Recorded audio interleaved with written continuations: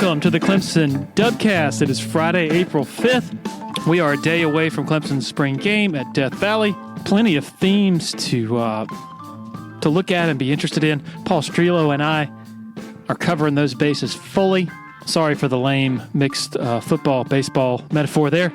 But we're going to have comprehensive coverage going in and out of the spring game at TigerIllustrated.com. My good friends Blake Smith and Brooke Archenhold have been part of the podcast since the beginning, way back in August of 2018. They have an accomplished team of personal injury attorneys at Parham, Smith, and Archenhold based in Greenville. They are Clemson people, and their skillful attorneys have decades of experience in complicated litigation matters, taking a special interest in medical malpractice, nursing home abuse, and neglect, car accident cases that have left the individuals involved in serious trouble. For a free consultation at Parham, Smith, and Archenhold, call 864-990-4581 or online at parhamlaw.com. That's P-A-R-H-A-M law.com. Solero Communications, formerly known as Tandem Payment, is a full-service integrated electronic payments provider powered by leading-edge technology. Solero provides a wide array of merchant solutions, simplified payments. They make onboarding, taking payments, maintaining risk management and compliance, and getting support quick and easy. At Solero, they're all about helping you achieve sustainable growth as a business. Taking payments isn't the only thing your business needs. With Solero's solutions, you can manage inventory, sell products and services via social media, schedule staff, track sales, get reports, and much, much more. Find out more about Solero at solerocommerce.com. That's C-E-L-E-R-O commerce.com. Upstate Foodies. Want to take a moment to talk to you about our favorite taco spot, Willie Taco. 5 locations across the upstate. This award-winning team has been serving up fresh taco fusion for a solid decade now. The chefs at Willie Taco utilize the freshest, most creative, and sometimes unexpected ingredients in their kitchens. Come see why Southern Living, Garden and Gun, and Food and Wine Magazine are raving about Willie Taco and their signature offerings, such as their Southern Tide, crispy avocado, Nashville hot chicken tacos, literally flavors you will not find anywhere else, folks. And don't forget about the cocktails. Super fresh margaritas, ice cold cerveza, and over 80 tequilas served up daily from behind the bar. So don't wait, folks. Your Willie Taco Familia is ready to serve you up their twist on funky, fresh fusion. It's the Willie way. Okay, to our guest, Jerome Hall, father of PJ Hall. If you thought your life was busy, Jerome would like a word. Really enjoyed learning more about him and the whole PJ Hall backstory. Here we go. Enjoy.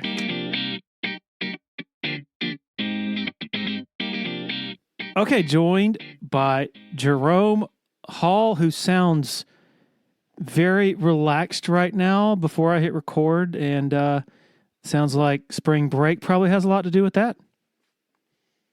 It does. It does, for sure. We this is the first time we've spoken by phone.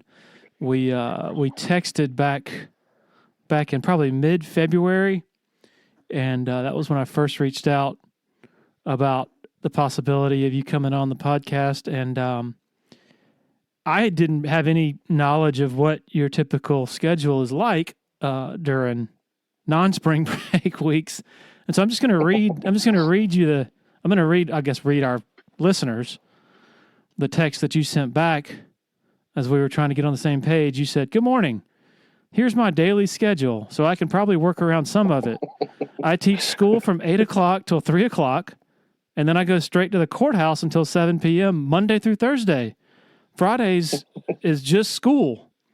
I can work hearings around when you might want to talk as long as I have a couple of days' notice. Let me know your thoughts, and we can make a plan." So at that point, I'm like, I'm probably going to wait till after the season because he hasn't even said anything about, oh, by the way, following his son's final, well, presumably final. Am I right? Was it? Can you confirm that? Because there's been some speculation. I can say, he's led us to believe that this is probably going to be it. I mean, I would use his words, and he doesn't want to wear his welcome out, and it'd be a high note to go out now. So we'll see. I mean, you never want to say never, but I think PJ is probably in a good spot to explore his dreams, hopefully. So, well, first of all, wearing out his welcome, I don't think there'd be anybody in these parts who would be concerned about that. Oh, I joked with him after the senior night. We were trying to get to Waffle House and get something to eat. I said, you don't need to worry about playing basketball, man. You need to run for mayor right now. Right now. He'd have a good shot. Well, let's get back to the initial topic of your. We can you maybe just enlighten me and everybody else on what? Obviously, you're a teacher. A courthouse. What do you do at the courthouse? This is fascinating.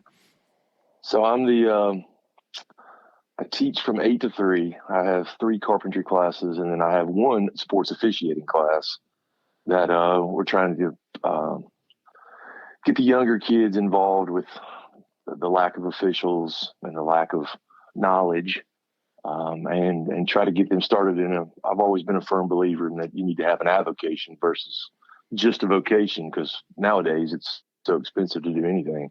And then you need to do something that's fun. I did basketball for 20 years, and when I got ready to get out of it, I had been contacted about my interest in being a magistrate judge in Spartanburg, handling evictions, small claims, a little bit of traffic court, just stuff that kind of keeps the docket for the big court, a little bit less as far as the number of cases they've got. Went through all the classes, took the tests, and about 3 years ago, became the part-time magistrate judge in Reedville, which encompasses Roebuck and our area. And so we have an office right there near 290 in Duncan.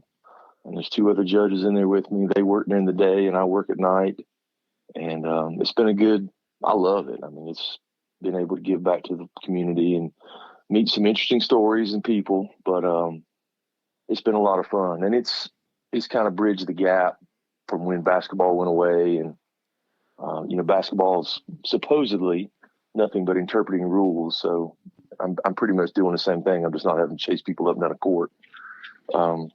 So we stay busy here, that's for sure, between those things and church and trying to keep up with PJ and new grandson and oldest one keep us pretty hopping, and between Thayer and Ryan and his travels, we're constantly on the go. But we enjoy it. Clemson's been great. I'm so glad that it's 50 miles down the road. So it's easy for me to cut things off at 6:30, 6:45 and get on down there as quick as I can. You said you've been doing the court thing the magistrate thing for 3 years. Yes, sir. And you have you quit the officiating, I guess, less than a year ago, so you could follow PJ's senior final season. What was it like? I'm not a math guy, but that's 2 years of, sounds like total madness. 2 years. The 2 years that I was finishing up last year was not bad. I mean, I kind of knew that my body wasn't going to hold up much longer. It's a lot of wear and tear doing that. I didn't have a full schedule last year. The year before that I did. And it was hard, but I tried to keep most of my Wednesdays open to go see him. And then I would work my games on Saturdays. And if I could work it around to get back to Clemson, if it was a home game, then that was fine. Or I'd sit in the locker room and watch a game. And, but I knew I was missing out, and I had missed out enough with Thayer and her volleyball at Florida. So it just became a decision that I wanted to get out, but at the same time, the timing was right. And, I can get up now in the mornings and not have to hobble to the bathroom or to the shower. It's been good for me to get it over with. And I miss it. I miss the guys, but I don't really miss I do not miss the travel, especially after this past 3 weeks with Washington, D.C. and Memphis and California. It just takes a toll on you. What were your jobs officiating? Where did you go? What conferences? Just maybe enlighten a little bit on that. So I started out in the Peach Belt, which is a Division II conference here locally. Most schools are within 3 or 4 hours. I moved to the Sun Belt and the SoCon, and then there were probably 3 years later, I went to Conference USA and worked for a gentleman out in the Midwest, And then when all the consortiums started taking effect, I was, in the ACC consortium for a little bit, the SEC consortium for a little bit. Didn't work those high of games, but, I worked a couple of A-10 games, some colonial games. Was fortunate enough to be able to work a couple of NIT games. So, it was fun. It was good basketball. I never saw basketball like what, our team played this year, but the basketball at that level is not too much beneath what major Division I is. I mean, it's still fast. It's still rough. Coaches are still making a lot of money, and you're making decisions that are their livelihood. So it was fun. I enjoyed it.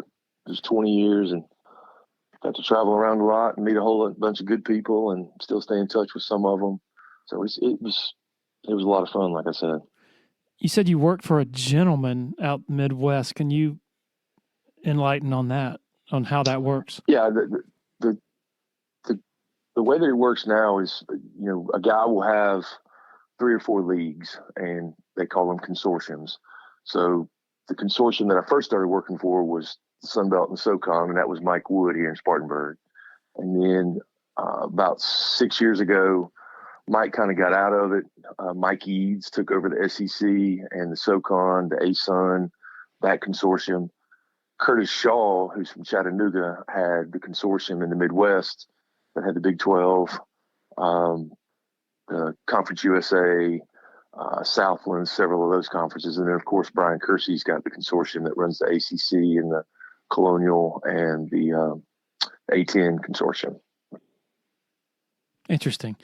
You said that it was like there were fun games. How do you define? I mean, I know what defines fun for a spectator, just sitting there watching a game. Like how? I'm just curious for how you define that when you're a ref and you're working the game and I would just assume from the outside looking in you're too stressed out to have fun. Like what does that look like and feel like? Well, I've always thought that there's good stress and there's bad stress. You never want to be the guy that everybody knows your name after the game, or that can you believe what he did at the 3:25 mark and that call? And you got to be just about perfect from the last media all the way in. You can't have any screw ups that cost somebody the game. The atmospheres are more, kind of like what I enjoyed the best. The SoCon was the conference that I worked the most in, and you get to East Tennessee State on a Saturday afternoon for a 4:00 tip in Freedom Hall in Johnson City, and I'm from there, so a lot of people knew me anyway.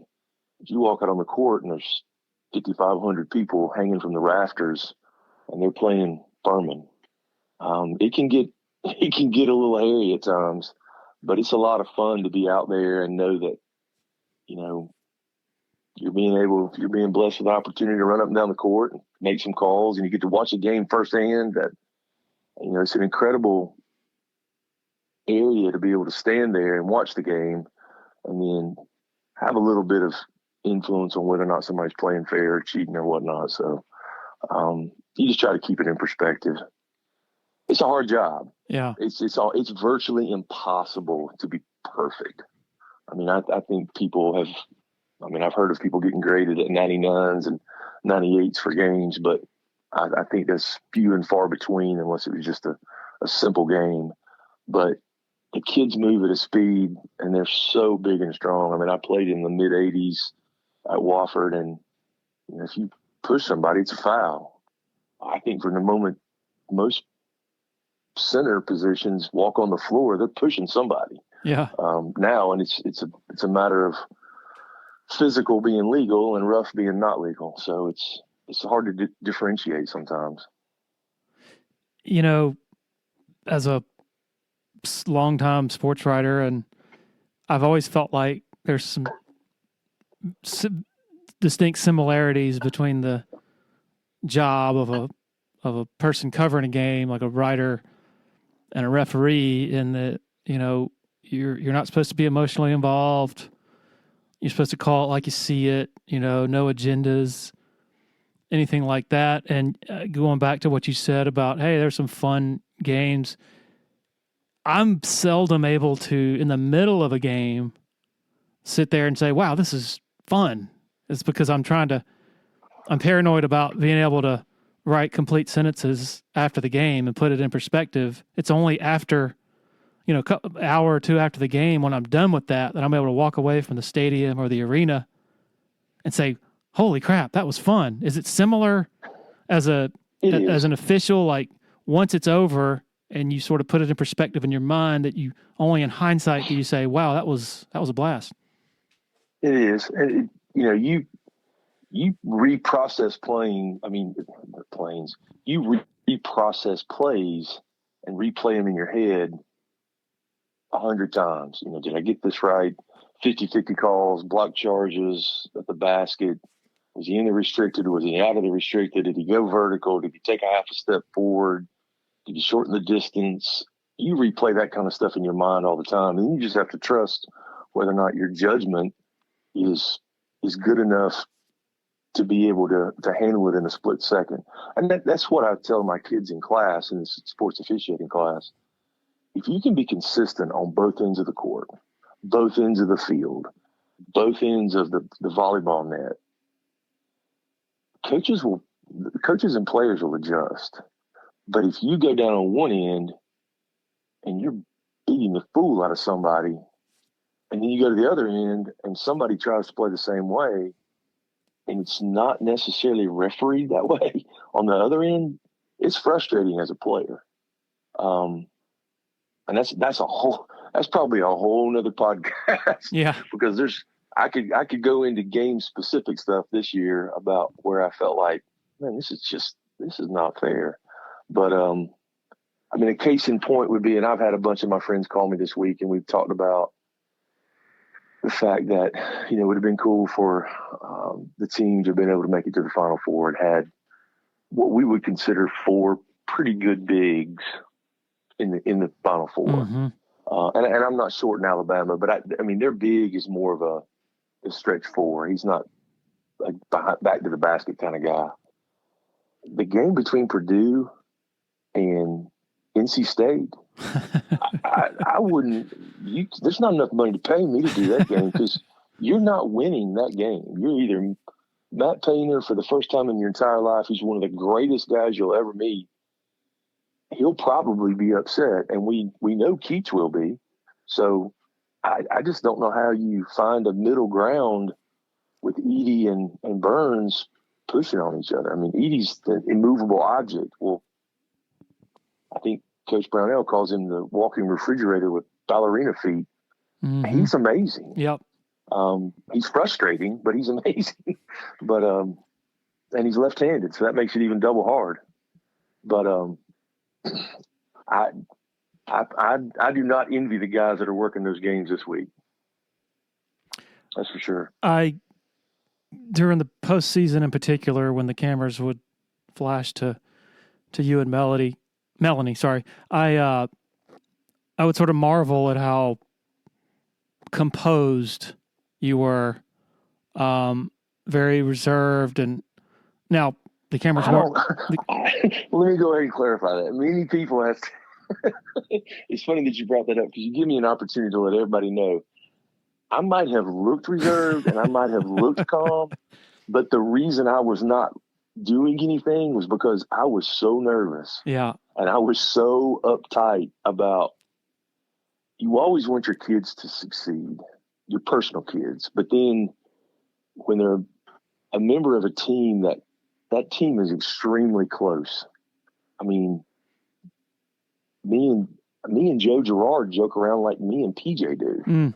And me and RJ Godfrey joke around like me and PJ do. So it's funny to be that uptight, and you see somebody send you a picture and they're like, hey, why don't you smile? And I'm like, smile?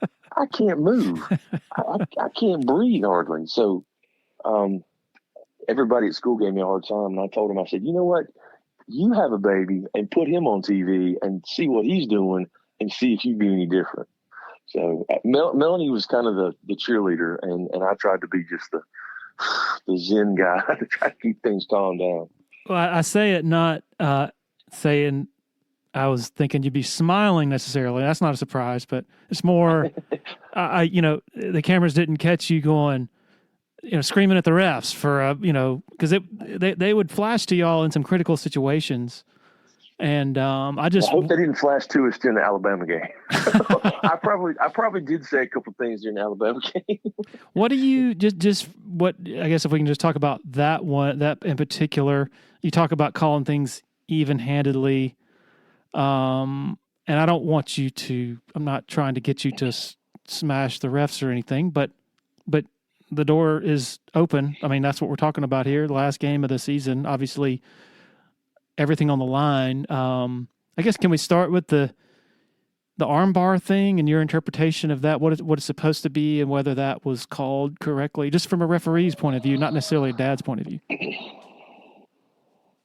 I've been told several different things. I know that the initial call was a foul on PJ for a bump as the guy went to shoot, and I think he actually did hit the basket. So. That's not actually reviewable, if I remember correctly. Now, it's like I said, it's been a year. The review process changes every year. That's part of my frustration. Is I think football gets it right where you can kind of go back and look at things and make sure that you're right rather than being forced to stick with what you had on the floor and just upgrade. In listening to people and in what I saw, I'm 99% sure it was a hook and hold, which that constitutes an F1, which would have been 2 shots in the ball. But to do that, I think you would have had to have taken off the common foul that they called prior to that. And they actually, from what I was told, they wanted to call the hook and hold on PJ. And I'm like, I didn't see that one, but that's my really only frustration with basketball and how we do things. I don't know if you remember earlier in the year, I'm not even sure who we were playing. We had a goaltending call, and we were awarded 2 points. Well, the ball came off the backboard. I think Gerard picked it up and put it right back in, and I think it was like a 1 or 2 point game. Well, they review it at the next media and realize it's a clean block. So they take the 2 points off, but the other team still gets the ball for the point of interruption. And I'm going, we just got hosed because Gerard got the rebound and put it back in the basket. So I don't understand why we can't get things like that right. And you're really not allowed to do a whole lot of review until the last 2 minutes of the game. I think pretty much everything's reviewable at that point. I don't understand why when people go to the ground, we don't automatically go look at it. I mean, I'll use PJ, for instance. PJ's 6'9" and a half, 3/4, 240-some pounds, and he's a pretty solid kid. I don't think he flops, but I also think, he gets pushed a lot, and sometimes your feet get out from underneath you, and you may go down in a heap. But he's not going down on purpose. When he pushes somebody down, that person's not going down on purpose. It probably would warrant the next media to go look at whatever play just happened just to make sure that nothing stupid's going on. Because I can promise you this, and I know PJ well enough, and he traveled with me enough through the years. If you don't call it, I'm going to do the same thing to you on the other end, or I'm going to retaliate. And it's the retaliate portion of it that ends up having the F1s and the F2s because somebody does something stupid or somebody says something. Just keep it under control from the get-go and make sure that everybody thinks that you're looking into everything that they're doing and everything that they're not doing. Keep the game under control. And I just think it goes a whole lot smoother. And that's not a knock on any individual official. That's officiating as a whole. I wish it would change to where it was more reviewable and we can make sure we get them right. But NCAA don't want to do that because all they want is more scoring. And that's a whole nother conversation too about the NCAA. So. Yep. You know,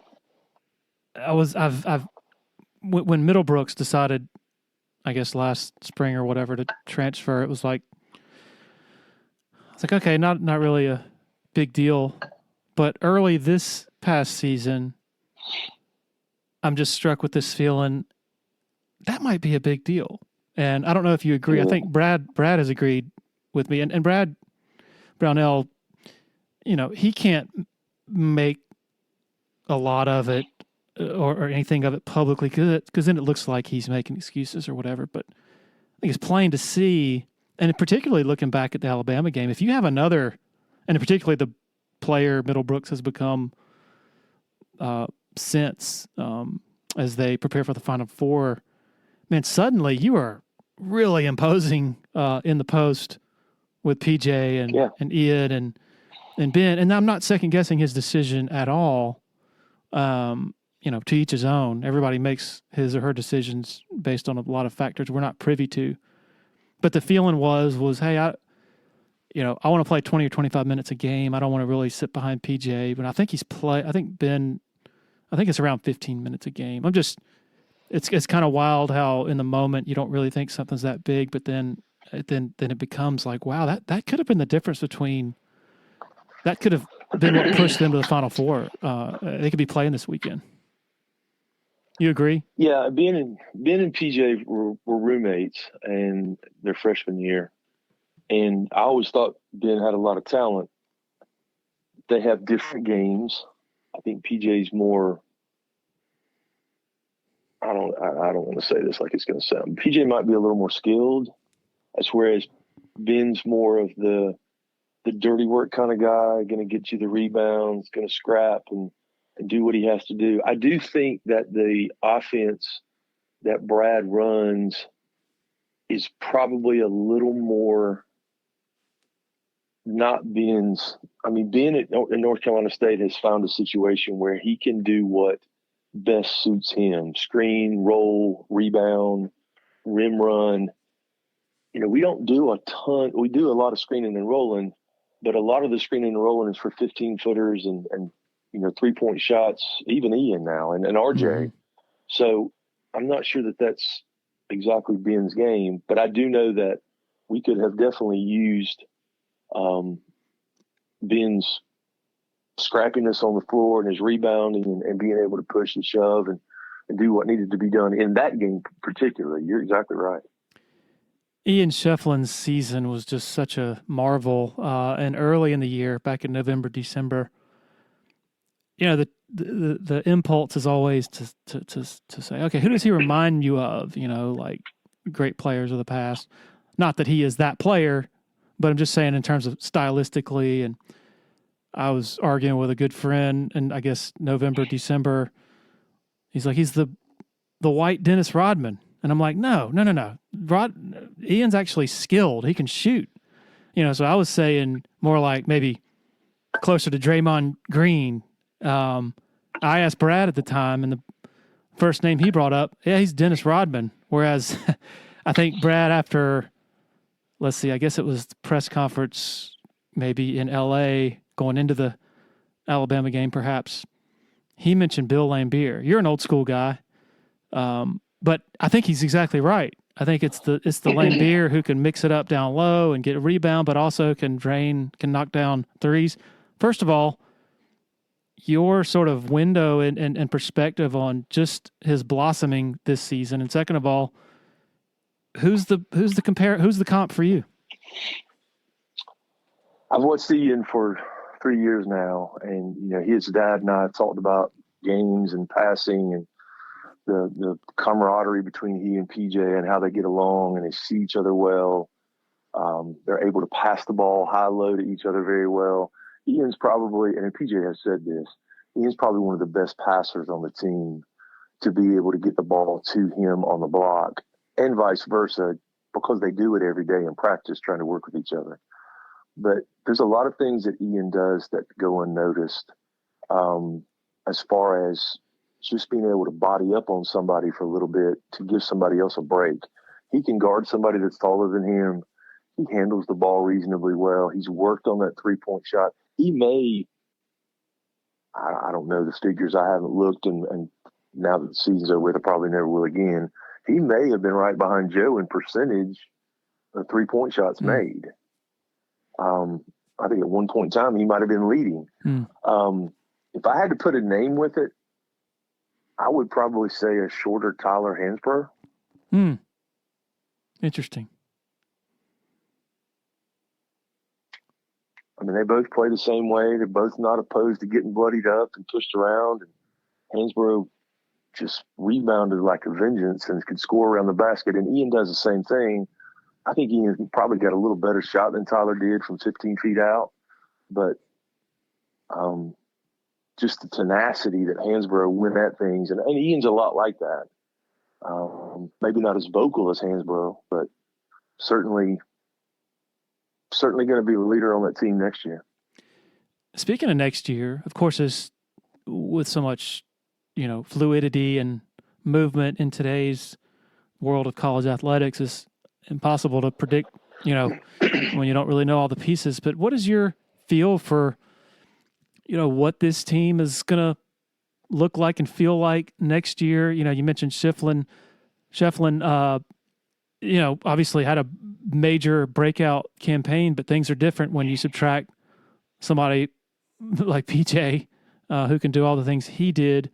I'm sure there's going to be the perception that they're in major rebuild mode, but maybe not. What's your feel for things in a post PJ world? I think that Brad's going to do what Brad does best in the portal and probably try to find a 6'10", 6'11" guy that can play inside and maybe shoot a 15-footer and try to work around any of his deficiencies. Shefflin is going to be a first-team All-ACC player next year. I think Wiggins has an opportunity to move into the All-ACC talk because he's always been able to rely on the Hunter Tysons of the world and the Chase Hunters and the Joe Girards and the PJs. Maybe he gets a little more active next year and a little more personal with, hey, I'm going to do this now. And we've seen flashes of that, especially in the NCAA tournament with a little attitude after a 3-point shot and some rebounds. RJ could be the same way. I don't think there's anybody on the team that's any stronger than RJ pound for pound. He's a freak. And then we've not even seen Jake Heidelbrotter. Mm-hmm. I think he brings an air of maybe a little bit taller of a Joe Girard, maybe not the range, but I think he can probably do some things that we haven't seen yet off the dribble. That might open some things up for Alex coming back. We know he can be a knockdown shooter. Maybe he takes the Joe place. Hopefully they'll be able to find a couple pieces in the portal. And then I don't really know a whole lot about the freshmen coming in. I know it's one of Brad's higher ranking classes, and they come in with some numbers. And those are just numbers. I mean, kids come in that are 40s and they fizzle out. I mean, kids come in and do things that are stupid and they fizzle out. And then you've got kids that are hundreds, 120s, and all of a sudden they mature and they get stronger and they do great. So hopefully they'll be able to work some magic with the portal and find a couple people. And then those three come in and maybe they're a little more ready than what Brad thinks as freshmen. His system's kind of hard to learn as a freshman, and his expectations are they're strong expectations for everybody. But I think freshmen have a hard time kind of grasping what it's like to be able to play in that physical of a game, that quick of a game, with what his expectations are. And that's not a knock against Brad or the kids. It just takes a little bit of time to learn what his expectations are. And he wants to win. So Brad's going to do whatever he's got to do to try to find some people to come in and replace a couple pieces. And if Chase comes back, Chase could have a year that could surprise everybody. Well, I don't know if it would surprise anybody after his tournament. Well, I wholeheartedly agree with what you just said. Chase probably, and I would agree with PJ, he probably was the best true guard that could score, pass, and defend in the tournament, or at least from the Sweet 16 on. I mean, he was amazing. He was on fire. Everything was working out for him. And I was so happy for him after what he went through against Boston College. And that was just a fluke game. That wouldn't happen again. And you know, it was good for him to be able to get his confidence back quickly. And I think that 5 days or 6 days of practice and Brad really kind of going at him and challenging him, I think that helped him. But he was not going to go out with that being the last thing on his resume. And I think that just proves what Chase's character's for. My understanding on Chase is that the option for him would be probably Europe right now, and that he could, you know, with having just become a father and, you know, his NIL, he could maybe make something comparable staying here to what he would make in Europe, and so therefore coming back is a very real possibility. Is that pretty much, I'm not asking you like you're the authority on it, but I'm just curious, is that your general understanding as well?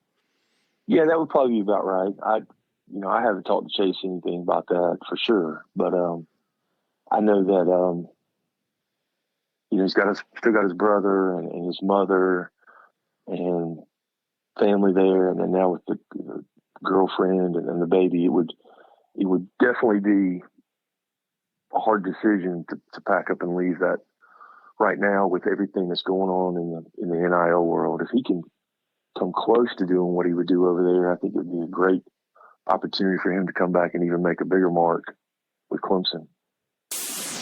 When you're ready for a complete renovation in your home or business, open the door to more with Harris Home and Harris Commercial. Their local experienced team will totally transform any room space, from beautiful floor coverings to construction to finished details. Harris handles every step of your renovation process, whether it's a kitchen or living room or an industrial or educational setting, like some of the positively stunning work they've done at Clemson University. Go to discoverharris.com and experience a total renovation transformation from Harris Home and Harris Commercial. Another loyal supporter of the Dubcast is Blackacre Law Firm in Greenville, a subsidiary of Parham Smith and Archenhold. Blackacre helps South Carolina residents achieve their dreams of home ownership by providing experienced professional representation for real estate closings. Attention to detail is crucial in real estate law. Blackacre is committed to making sure nothing gets by them preparing residential or commercial closings. Blackacre also offers estate planning services for their clients in the Greenville area. Find out more about Blackacre at 864-326-3507. Want to share a quick word about Founders Federal Credit Union? If you've been to a sporting event in Clemson, you've probably heard about Founders already. They are the official credit union partner of the Clemson Tigers. In addition to that, all Clemson faculty, staff, and students are eligible for membership as well as IPTAY members. Its office is located beside the Walmart Neighborhood Market on Old Greenville Highway in Clemson. For more information, go to foundersfcu.com. The sort of personal behind-the-scenes evolution of a player through a season, or I guess just life of a player, is something not, the casual person doesn't see. So when Chase is struggling in December, going through a shooting slump, it's just the common question from a fan is, good grief, what's the matter with him?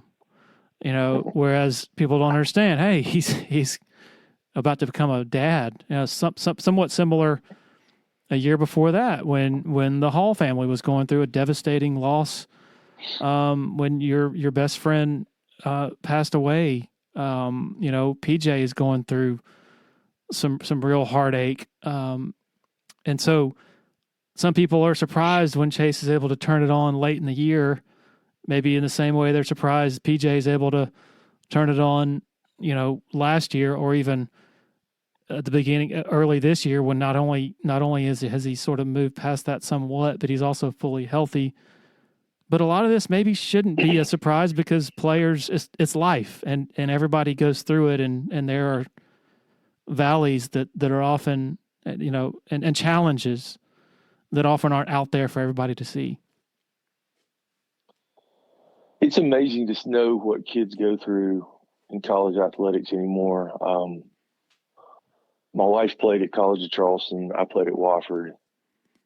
We went to class, we went to practice, we went to eat, we studied. We went to class, we went to practice, we went to eat, we went to study. And it wasn't near what it is now. The normal day for my daughter in Florida was up early to go work out, then go to classes, then grab a bite to eat, then practice, then treatment, then dinner, then maybe some film session, then a little bit of studying, some free time, and then start the same thing the next day. And PJ now, especially during the season, I know he tries to get his workout in early and get all his treatments done, and they have film sessions and meetings, and kids stay so focused. Any little bit of kind of a screw up to that system for them, just like it would you and I, it kind of throws I don't know what the word would be. It kind of throws your sync to what your everyday expectation would be off just a little bit. And when you start talking about the death of a good family friend, or you start talking about, the birth of a child, I mean, those are two of the biggest things that you could ever have to face as a person.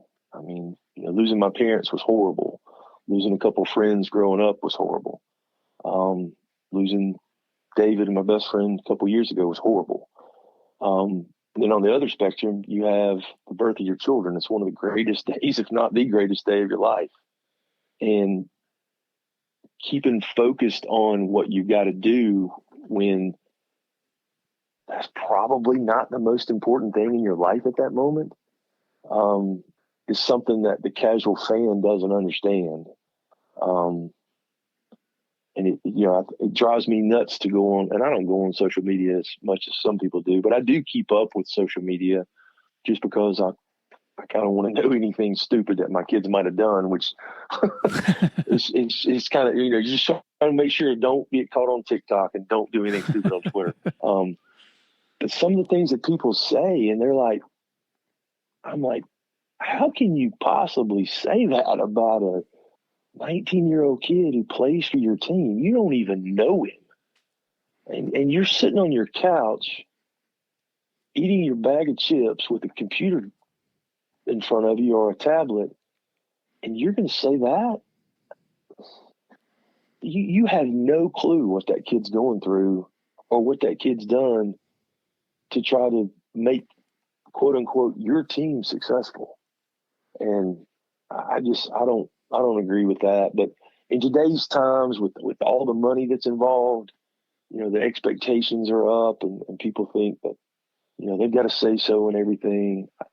I don't know. I guess I'll be 55 in 2 weeks. I guess I'm just a little bit too old school for that. Sports wasn't that way when I grew up, and I don't think it should be that way now. But there's a great, fans are exactly what it's short for. They're fanatics sometimes, and it gets a little out of hand. But these kids and what they go through and keep their grades up, it's amazing. It really is. Did I read or hear somewhere that PJ's Twitter got hacked? And what and then he gets some nasty direct messages. His messages are actually open to anybody? Is that? I think and I don't know for sure exactly how it happened. I know that it got hacked and he shut it down, and he did it very quickly. But I'm sure there were some things that are said, and he doesn't. PJ's kind of a happy-go-lucky kid. He doesn't take anybody very seriously. He knows what's important, and he knows who's important, and who he's got to try to live his life for. I mean, he's going to be his faith's going to be first and foremost, and then he's got his circle of friends, which include his girlfriend and his family here and her family, and he's got probably 10 other friends that he can have a conversation with. Outside of those folks, PJ's just a normal guy. He's going to be nice to you, but he might be a little bit weary of what you might say or what you might do just because he doesn't want anything to happen or to be, for you to think that there might be more than what there is there. I know that he shut it down pretty quick as far as finding out that the Twitter was hacked. And then he's not a big social media guy during the season anyway. And I think that's good. People shouldn't be able to just pace somebody because they've had a bad night or had a bad inning. And we watched our son-in-law pitch yesterday. He pitched 5 innings, gave up 3 runs, 3 were earned, goes out of the game with the lead. They end up losing 8-5. He didn't take a loss or anything like that. The people on Twitter just, Melanie said last night, the things that they say are just, I don't get that. That's not the way I was raised. It's not the way we raised our kids. And I just don't think that that's right. I don't think that's cool to people to do that. PJ and Ian both had a good bit of wear and tear late in the year to the point where they weren't really practicing much at all. I guess now that it's over, what was that like? Because I remember Brad, it was a concern for him just because he wasn't able to have full good on good practices for a pretty long stretch. What's your recollection of that time period? I think PJ had a little ankle tweak from it might even have been the Georgia Tech game. I think the one at home, I think he kind of stepped on somebody's foot and turned his ankle a little bit. And he just didn't want it to get worse and worse and worse by going through, the pounding that they take running up down the court. I think Ian's was more just stress of his body and he cramped up a couple times during the games. And I think they were trying to work to try to get everything situated so that he would stop the cramping stage. And those guys go through such a physical toll every game. A lot of times the day after a game, if I see PJ, because a lot of times we won't see him until he gets back and it'll be a couple of days later. And my question is, how do you feel? I'm good. Your body okay? Yeah, well, I'm okay. But I don't know if you've ever stood next to Armando Bacot. I don't know if you've ever stood next to Kyle Filipowski. PJ played Zach Edey as a freshman in Florida when there were no fans. That's right. And then Quentin Post and DJ Burns, these are some massive human beings that, it is hand-to-hand Mortal Kombat in the paint.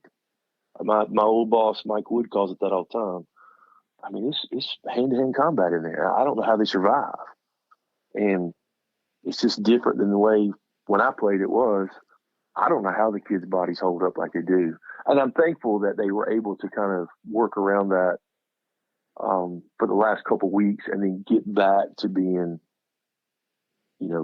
full team, full good on good, get through the last couple of games, get through the tournament, and then obviously have a good run because they needed everybody for that. Was the Boston College game the best thing that happened to this team, not just mentally, but physically as well? You basically had a 8-day bye for the NCAA tournament. I hadn't really thought about it that way. I'm sure that it did help to get that big of a break. I'd also think that it was a big wake-up call that, anybody can beat anybody in the ACC. We learned that last year. We didn't play horribly bad at Louisville. We didn't play great, but we didn't play horribly bad. And they played really well and they beat us. And it wasn't a last second luck shot. It was a 6 or 8 point game. I just think that people don't realize how good of a conference the ACC is from 15 or 16 on down. or 1 through 15, how good each team can be on any given night. And I don't see that in other leagues. I mean, the SEC, where they have 8 teams in the tournament, but probably only 1 through 10 were pretty good. There's 3 or 4 of them that you're like, we're going to get the W tonight. Same thing in, the Big Ten. I think there's probably 7 or 8 teams that were really good, and then there's 3 or 4 that weren't up to par. But I just, looking back on it now, after you said that, it probably did help them have a couple of days to decompress, have a couple of team meetings with a little bit of fire and brimstone thrown at them from Brad and Bender and Donlin, and woke them up to realizing that they're good enough to end up where they were. But that it wasn't just going to happen overnight. They can't just walk on the floor and it happened. They needed to go back to being the same team that was playing November and December. And I really think that's what happened. It wasn't just about, for lack of better words, it wasn't just about PJ scoring 25. It wasn't just about Joe scoring 25. It was Chase had 20, PJ had 16, Joe had 16, Ian had 15. It was more of a team atmosphere. And then you add in the Wiggins and the Godfreys of the world that did what they did, and Dylan Hunter with how he guarded several people. It was more of a team atmosphere from the time the tournament started. And I think that's what they did. They out-teamed people. Quite often when a team, finds something early or in the middle of a season and then loses it, quite often it's not able to recapture it. And so it was far from a certainty that they would be able to do that. Was there any point of the season, it could have been when they're 2-4 in the ACC, could have been when they're 4-6, and that the 4-6 is the time when Brad told them, hey, this ain't the 11-1 team. This is a 4-6 team, and if we don't turn this around, we're not going to be in the tournament. Was there ever a point during those days when you sort of thought to yourself, maybe we don't get it back. Maybe this doesn't happen. Maybe this season doesn't end how we want it to end? I think human nature allows you to think that way. I also think that when you've got a team that has veteran presence, whether it be Chase, Joe, PJ, and even Ian to an extent, even though he's the youngest of those 4. And then Brad keeps things in perspective, and he's able to rally the troops. I do know that I think the biggest turning point from what I could watch, just as a casual dad watching, is that they truly believed they could go to North Carolina and beat North Carolina. And when they did, I think a bulb kind of switched on, and they realized they needed to do a few things, and they were very capable of getting us back to where it needed to be. Went on a little run, get it back to where it needed to happen. You did have the hiccup at Notre Dame. Notre Dame played great. You had the hiccup against Wake Forest. I mean, Wake Forest played great. I just think that the kids realize, and I think Brad did a good job bringing that into perspective when he talks about them being 4-6, and him telling them, if we don't get this turned around, you're not going to be playing after an 11-1 start. And some people are able to handle that pressure, some people aren't. But this team, I think, has always believed they were good enough to be one game better than where they ended up being. I know that PJ had that conversation with me. We're good enough to be in the Final Four. He had talked about it.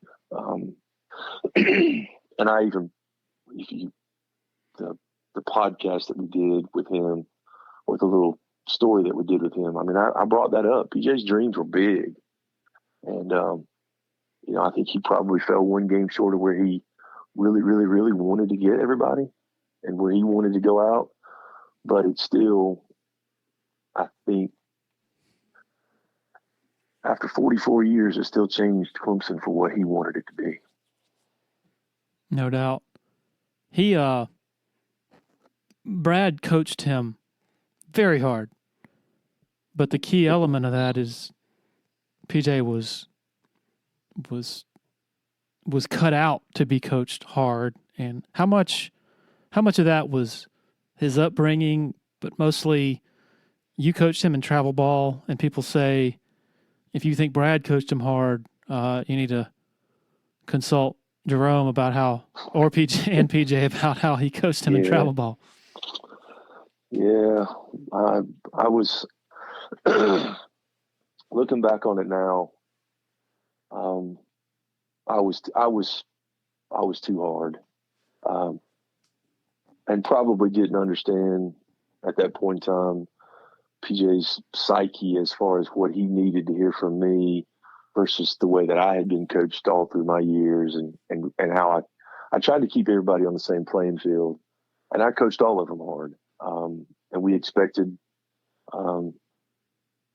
good things from everybody, and we were a good team. I just think that looking back on it now, I would like to think it probably prepared PJ a little bit. I do know that it was different when he started playing football for me because I was in the school system and I was the position coach that he had. And we ended up clicking a little better as far as what I expected and what he did. And there were still times I'm like, what are you doing? But, he was kind of growing up and maturing. TJ's always been kind of a happy-go-lucky kid, and I was always very focused.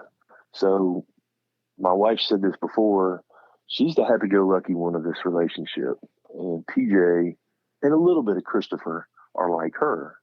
Thayer is A comes before B, B comes before C, C comes before D, and if D gets in the way of B, we have a problem. And that's a lot about the way that I am. I got notes in my phone. Larry Williams is going to call you at 10 tomorrow. Don't forget. It had already gone off when you texted me this morning. But PJ's he's just enjoying life. And sometimes that would get in the way of me trying to coach him to be better. And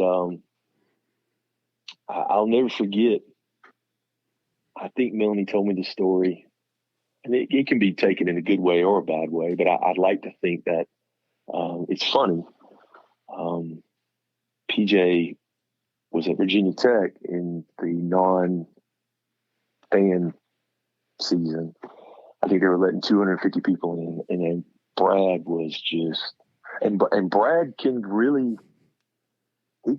coach hard when he wants to, and I'll leave it at that. But he was going after PJ pretty good. And some people had kind of texted Melanie and said a couple of things, and he's really being hard on PJ. But after the game, she asked PJ about that, and the name of our team was the Bullets, and that was our baseball team. And PJ, she said, "How do you deal with that?" And she goes, he said, "You think that's bad? You would never play for the Bullets." And so. We were hard on them and we had high expectations. I don't think that we were unfair with them. PJ and my relationship started really getting more and more. I think he started growing up when he started going to some of the games with me. Thayer was busy doing the travel volleyball stuff, and Melanie obviously would go with her and take care of that. That was during basketball season for me. So a lot of times PJ would have a game on a Saturday morning at Upward or at the Dorman D League, and he'd get out in the car with me, and we'd be at VMI 5 hours later for a 7 o'clock tip, and then we'd stay overnight, and we'd try to come back and meet them. So he had a lot of freedom to have $20 handed to him and walk around the gym and eat $20 worth of food, and just kind of be on his own and grow up. And I think that was good for him. lots of talks along the way. I think he would tell you now, I told him many times, don't, and people are going to laugh when they hear this, don't get the first foul before the first media. Always feel out how they're doing prior to the game. Don't get the first foul before the media. And then once you kind of see how they're going to realize, then you can see what you can do and what you can't do. Learn how to talk to an official. Don't ever belittle them or be disrespectful. And I don't think he ever did that. And I hope that was something he picked up on with the travel that he had with me. And I think he learned that there are some guys out there you can talk to, and there are some guys that you probably can't. I've always had a lot of respect for several of the guys, and I've talked to some of them, especially after PJ's sophomore year when his foot was broken. And I don't know if you can remember this game against Virginia Tech when they ended up getting beat on the last second shot. PJ had hurt his foot on a play, I don't know, maybe the 7-minute mark, and he went back in after kind of gathering himself, hit a couple buckets, went to overtime. He's shooting free throws, and there's tears in his eyes.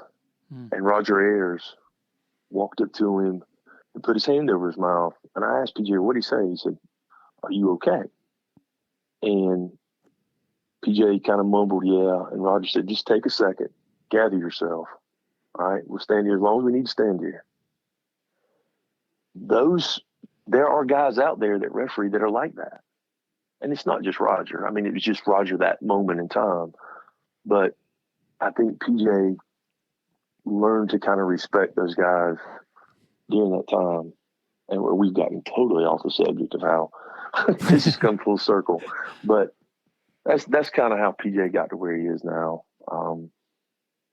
It's been a good ride. And I will say this much. His high school coach was extremely influential with PJ. Thomas Ryan is one of the best men I've ever met, as well as one of the best coaches. And he coaches hard, but not hard like I did or Brad did. Well, he was more of his expectation, and you either did it or you sat. And Thomas, faith-driven, couldn't have been a better guy to handle PJ's characteristics. I'll leave it at that. With his little nuances and how he likes to make people laugh. And PJ does a great Thomas Ryan impression too, so anybody ever wants to hear that. So you mentioned his fun-loving personality. Can we go back to when Harrison Ingram in Chapel Hill crumpled to the floor, was injured? PJ, in the middle of play, before they blow it dead, stoops over to help him.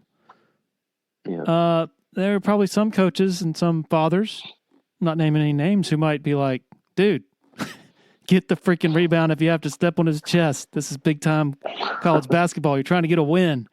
What was your, I don't know, interpretation, probably not the word, but for in the moment reaction to that?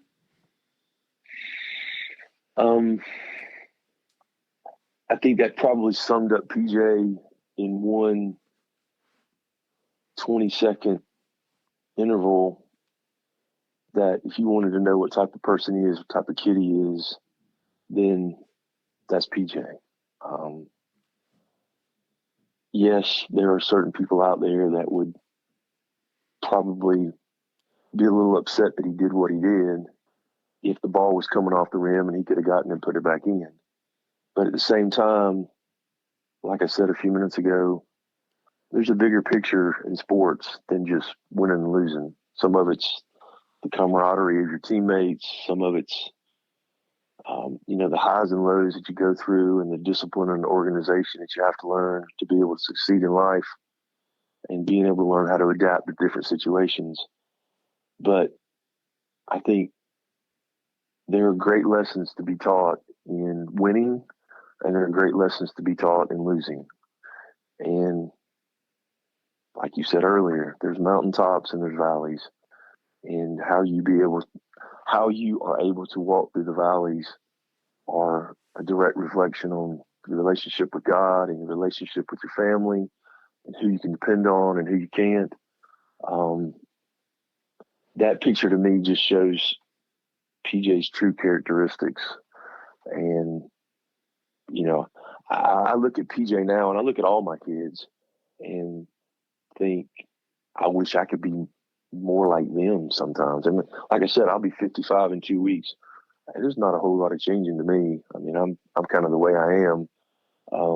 I've mellowed over the years. People will tell you that, but at the same time, all of my kids have been such a joy to watch, and I'm so proud of them that it puts a different perspective on me to know that there are some things of me that they have that are good or bad. And then there's some things of my wife that are great. And, I think that, that's kind of a conceited way of looking at your kids, but, they're my kids and I'm proud of them and I love them. PJ has obviously benefited from NIL, and I was going to ask you sort of how that's sort of changed him or helped him, but I think it's mainly kind of obvious because there's a local on the local radio station. He does is it Toyota Tundra? Yeah, it's the Ralph Hayes Toyota. Yeah, Ralph Hayes Toyota. And on the surface, that doesn't really sound like a, okay, yeah, he's got a Tundra or whatever. But if you know the backstory of what he had, was this? So Melanie said this was a '93 Impala. No, that's she. I don't know what she said. If she said '93 or not, I have an '06 F-150 that I used when I was building houses during COVID and trying to track stuff down and just, trying to find something to do when everybody's stuck at home. And then I bought a family member's 2009 Impala that his mother had that had 37,000 miles on it when I got it. And I got it for a steal. So, I mean, it was a great car. And I drove it around for several years when I was refereeing. But PJ wanted it when he went to college because it's got room in it. And you wouldn't think that, but you can lay the seat down. And I mean, you have got tons of room. And it's black and it's got blacked out windows, so it looks like a cop car, so nobody messes with you. We found a little bike rack that would go on the back of it. But somewhere along the lines, something happened with the blend door for the air conditioning, so it clicks all the time. So when you start it, it kind of clicks. And then after about 10 seconds, it'll click for almost a minute on the exact minute. And it will drive you insane driving down the road, trying to wait for that thing to click and open up. But no, when PJ told me that he had come back from visiting us during the summer at Thayer's house, and he said, I think I broke the car today. And I'm like, what? He goes, yeah, it's overheating, and I'm going to be able to get it home. And I said, well, where are you? He said, well, I'm 5 miles away. So he gets it home, and sure enough, the radiator was cracked, and, there's a head on the car that's cracked and will never be fixed because it costs too much money to put a new engine in that car. But Ralph Hayes Toyota really stepped up and did some stuff with PJ that he has reaped the benefits of it, and they've been great. My oldest one just bought a car from them about, I don't know, maybe a month ago. And I think Melanie and I are probably going to end up heading down that way as soon as it's time to get something for the one of us. But I will say this, I did put a brand new radiator on the car that PJ, quote unquote, blew up. And I have been driving it back and forth to school, clicking it all since then. So I am not wasting that car. Have you locked the keys when it's been on yet? No. Okay. No, I have not done that. And please don't jinx me into doing it. He did it multiple times, right? Yes, he did. Yeah, there's some stories that I'm like, are you kidding me? But that's just PJ. I have to ask you. Funny kid. Yeah, I have to ask you about Brad and just, the connection between player/family and head coach, you're not going to get a deeper, more loving sort of relationship, I don't think, just from my surface level observations. And it goes back to when, I guess, the recruiting process, of course, when, y'all took a, I don't know, leap of faith. I don't know if that's the way to describe it, but the fact that they didn't promise anything, including a starting spot. A lot of players and their families, that'd be the reason they didn't, go to a school, whereas that seemed to be a big part of the reason PJ did choose Clemson. If you wouldn't mind just reflecting on just how much the past few weeks means to you, just knowing the relationship y'all have with Brad, the pressures he was under. He even admitted going into the NCAAs, like, hey, it's time for us to make a run, So he acknowledged that pressure, and just to have such a run for the second time, and just the second time in school history, just what does that mean to you, just given y'all's relationship? Yeah, Brad, and I had known Brad several years before he started recruiting PJ, just from being at basketball camps down there. And Brad's always been a nice guy. He's always been very easy to talk to. You always hear all the backstories about, he's not going to last, and he's on his way out, and all this other stuff. And I never really thought that, because I'm more the analytical realist kind of person. So I would kind of keep up with, it's like I told somebody one time, you're at a football school and you're averaging pretty close to 20 wins a season. How do you fire that guy? Really? Are you going to be able to get anybody better? And he's been there 14 years. There's never been, knock on wood, any kind of scandal, bunch of problems with the kids. How many Skip Prosser awards has he had as far as the kids are concerned?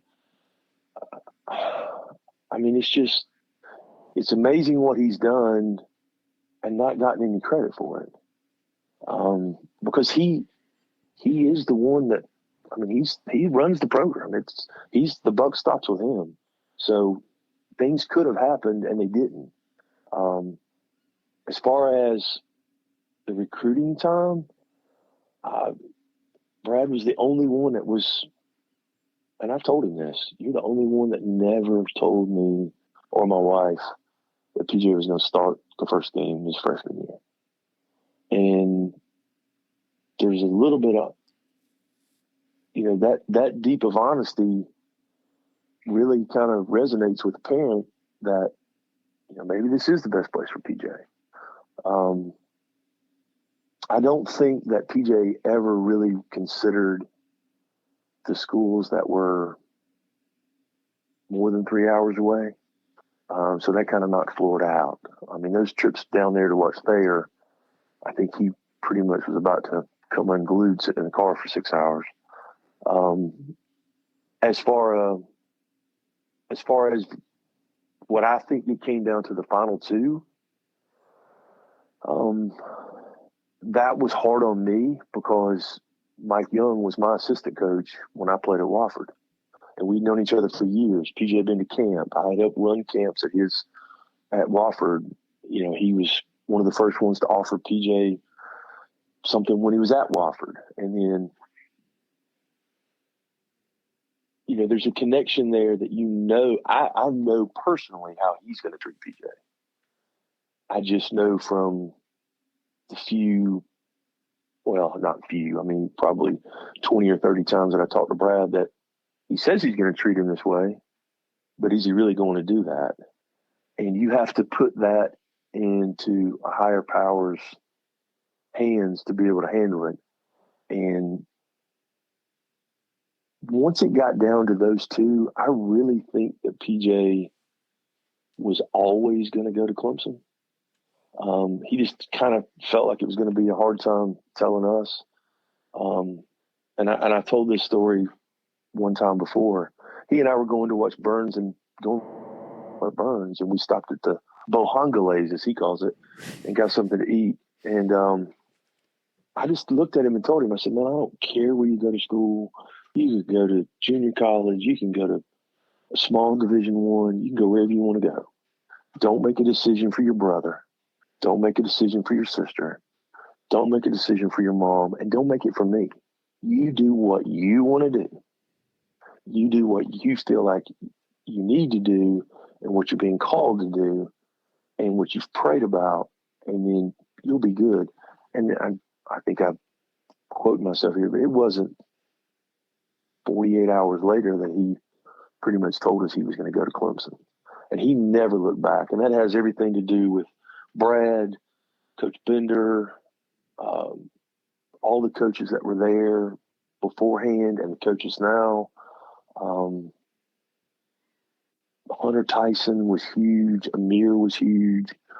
Parker Fox was huge. I mean, all those guys just embraced PJ and brought him into, the fold, and he's never looked back. Dabo was big into it too. I mean, we got to tour the football facility, and Dabo had his conversations with PJ, and it was always funny to watch them talk because, Dabo, he's a pretty good basketball player from what I've been told. He'll tell you he's pretty good too. But it was the family atmosphere and how everybody was so, hey, we're going to take care of you. And it's a lifelong decision. And looking back on it now, I can't help believe that this is, the first of many decisions that PJ has made, that he made the right one. And Clemson's been awesome, and he loves Clemson. Jerome, I've borrowed a lot of your time. Is there anything I haven't covered that you want to cover? No, I'm good. I appreciate what you do. Thank you. There's several options out there to keep up with the Tigers, but I do think that you probably keep it on the up and up as best as anybody without it being slanted derogatorily toward the people sometimes. You know what I mean? Yeah, thank you. I do appreciate that. And I get sent a lot of things that you all say through some friends that are members of your all's forum, and it just goes to show how deep of a fan base and how deep Clemson athletics is with the brand and the Paul and everything in the state and what it means to people. So thanks for what you do. Well, an early happy 55th for you, and Thank you.